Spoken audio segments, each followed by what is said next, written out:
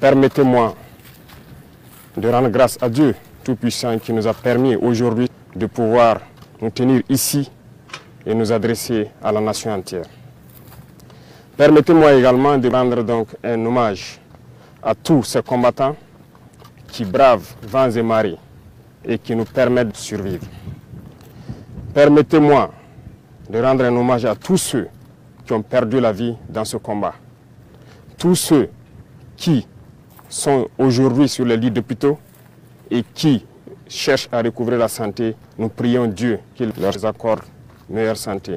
Et que ceux, les êtres chers que nous avons perdus, nous prions Dieu également que la terre libre du Burkina Faso leur soit légère. Camarades, permettez-moi une fois de plus de rendre hommage à tous ces fils et filles du Burkina Faso restés à l'arrière, qui ne ménagent aucun effort pour permettre à ceux qui sont au front de pouvoir se battre. Tous ceux qui contribuent à l'effort de guerre, tous ceux qui sont engagés, qui prient jour et nuit pour que la paix puisse revenir au Burkina Faso. J'irai aussi mettre en garde les valets locaux de l'impérialisme qui sont à l'arrière, ici avec nous, à l'intérieur du pays comme à l'extérieur, de changer de fusil d'épaule. Parce qu'il est temps qu'on arrête et qu'on puisse voir dans la même direction et agir pour que le Burkina puisse recouvrer la paix. Nous n'allons plus dérouler le tapis rouge à ces valets locaux parce qu'il y a un temps à toute chose. Il y a de cela plusieurs années, le Burkina Faso connaît sa page la plus sombre de l'histoire. De quoi s'agit-il? Ce terrorisme qui nous est imposé, qui nous endeuille et qui nous empêche de vivre n'est qu'une manifestation violente de l'impérialisme. Ces impérialistes, en plus de piller nos États, en plus de nous spolier, à travers les valeurs locaux qu'ils ont mis à la tête de nos États, États d'ailleurs qu'ils considèrent comme étant leur sous-préfecture, aujourd'hui a atteint son paroxysme en nous envoyant une horde de criminels qui tuent hommes, femmes et enfants.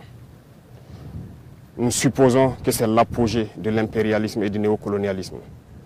Le vaillant peuple de Burkina Faso va les accompagner dans le déclin. Il y a un an de cela, nous nous sommes offusqués et nous nous sommes révoltés contre la manière de mener cette guerre. Le peuple nous a confié une mission. Nous ne doutons aucunement de notre peuple, de sa vaillance, de sa résilience. Ce peuple qui n'abdique jamais, qui n'abandonne pas, qui fait face à l'adversité. Nous avons décidé, en toute âme et conscience, de prendre la destinée de cette patrie et de mener la guerre. Parce que la guerre pourrait durer si jamais on ne la menait pas. En témoignent ces cellules dormantes qui se sont subitement réveillées lorsque nous avons décidé d'enclencher le combat.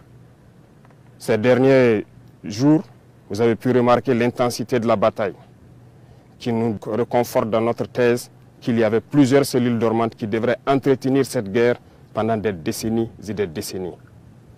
En engageant cette bataille, nous avons fait appel aux fils et aux filles de la nation. Nous ne doutions point. Les gens ont répondu présent.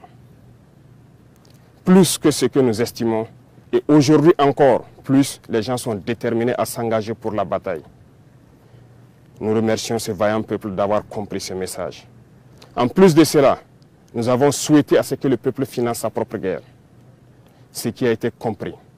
Aujourd'hui, les gens soutiennent, appuient les forces combattantes comme ils peuvent. Beaucoup de choses sont faites, mais nous allons encore demander encore plus de sacrifices. Merci à ce peuple qui a compris que la seule manière d'y arriver, c'est de faire sa propre guerre une bonne fois pour toutes. En venant donc à la tête de l'État, nous avons trouvé une armée en sous-effectif, mal équipée, mal organisée, peut-être mal entraînée.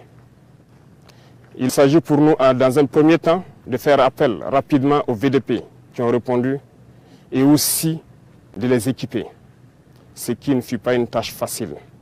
Dieu merci, nous y sommes arrivés à équiper tous ceux que nous avons pu recruter. Au sein de l'armée, déjà pour l'année 2023, l'armée de terre a recruté plus de 11 000 hommes. 5 000 autres sont en phase d'être recrutés dans les jours à venir. S'agissant de la réorganisation, très vite nous avons compris qu'il nous fallait des unités organiques. Ce qui a conduit donc à créer dans un premier temps 6 bataillons d'intervention rapide. Et ensuite, 6 autres bataillons d'intervention rapide ont rejoint les différents groupements de forces. Aujourd'hui, 7 bataillons d'intervention rapide sont prêts. Certains ont commencé leur déploiement et d'autres vont se poursuivre dans les 2-3 semaines à venir. 5 autres bataillons sont en constitution et en formation pour renforcer les rangs de ce bataillon d'intervention rapide. 2 bataillons d'intervention